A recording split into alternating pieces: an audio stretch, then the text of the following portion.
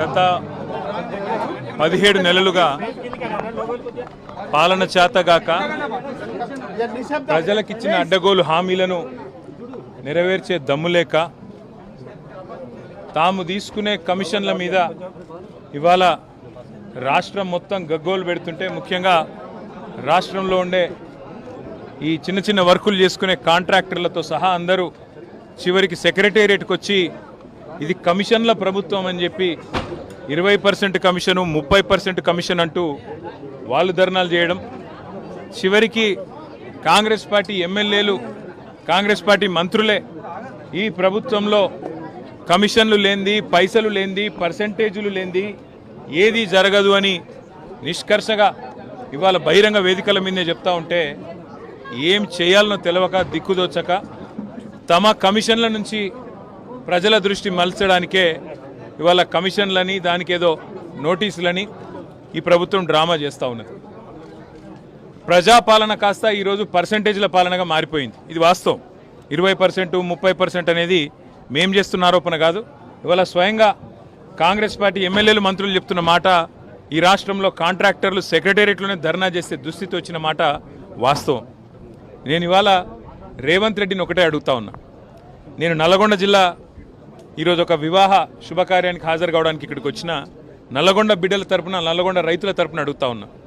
SLBC tunnel కూలి 8 మంది చచ్చిపోయి 3 నెలలు అవుతా ఉంది. రేపటితో 3 నెలలు నిండుతుంది. ఇంకో ప్రభుత్వంలో సమర్థుడైన ముఖ్యమంత్రి ఉంటే మంగళగ్రహం నుంచి కూడా ఈ పాటికే తిరిగి మనుషులు అక్కడికి ఎక్కువపోయి ఉంటే ఆడికెళ్ళి తెచ్చేటోళ్ళు. సమర్థవంతమైన ప్రభుత్వం ఉంటే చేసే పని గది.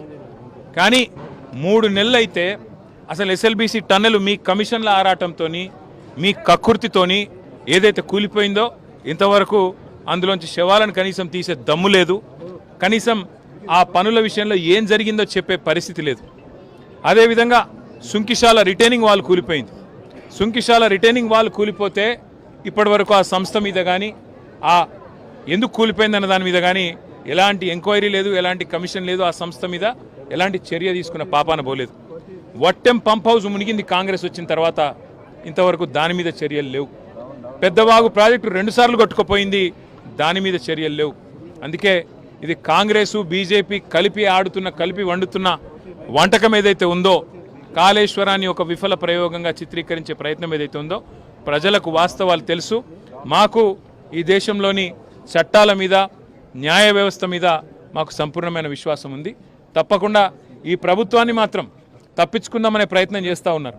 అంటే కమిషన్ల పేరిట, కాలయాపన పేరిట, కమిటీల పేరిట తామిచ్చిన 6 గ్యారంటీలు, 420 హామీలు, వాటిని ప్రజల దృష్టి వాటి నుంచి పక్కకు తీసుకుపోయే ప్రయత్నం ఏదైతే చేస్తున్నారో వదిలిపెట్టే సమస్య లేదు.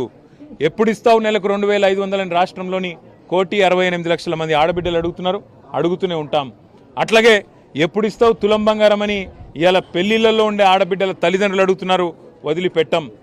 ఎప్పుడు ఇస్తావు 4,000 పెన్షన్ అని చెప్పి ఇవాళ రాష్ట్రంలోని పెద్ద మనుషులు అడుగుతున్నారు, వాళ్ళ తరపున అడుగుతూనే ఉంటాం. అట్లాగే ప్రతి ఒక్క హామీని అమలు చేసేదాకా వదిలిపెట్టం. మీరు ఎన్ని నోటీసులు ఇచ్చినా, ఎన్ని డ్రామాలు ఆడినా అవన్నీ కూడా తప్పకుండా దూది పింజల్లాగా తేలిపోతాయనే మాట కూడా తప్పకుండా చెబుతూ, ముమ్మాటికి న్యాయము ధర్మము గెలుస్తుంది. ముమ్మాటికి తెలంగాణకు మేలు చేసిన వాళ్ళని ఆ దేవుడు కాపాడతాడు. మీరెన్ని చిల్లర ప్రయత్నాలు చేసినా, వచ్చి 17 నెలల నుంచి మీరు చేస్తున్నాయని చిల్లర ప్రయత్నాలే. ఈ కమిషన్ అని, ఆ కమిషన్ అని, ఈ ఎంక్వైరీ అని, ఆ ఎంక్వైరీ అని. అందుకే నేను చెప్పేది, ఈ 3D మంత్రం ఎక్కువ రోజులు నడవదు. ఈ డిసెప్షన్, డిస్ట్రక్షన్, డిస్ట్రాక్షన్ అనే మీ ఆలోచన ఏదైతే ఉందో ఎక్కువ రోజులు నడవదు. తప్పకుండా తెలంగాణ ప్రజలు తిరగబడే రోజు కూడా వస్తుంది. మిమ్మాటికి రేవంత్ రెడ్డి ప్రభుత్వానికి, స్కామ్ గ్రేస్ ప్రభుత్వానికి తప్పకుండా బుద్ధి చెప్తారనే మాట కూడా నేను తెలియజేస్తాను. Thank you.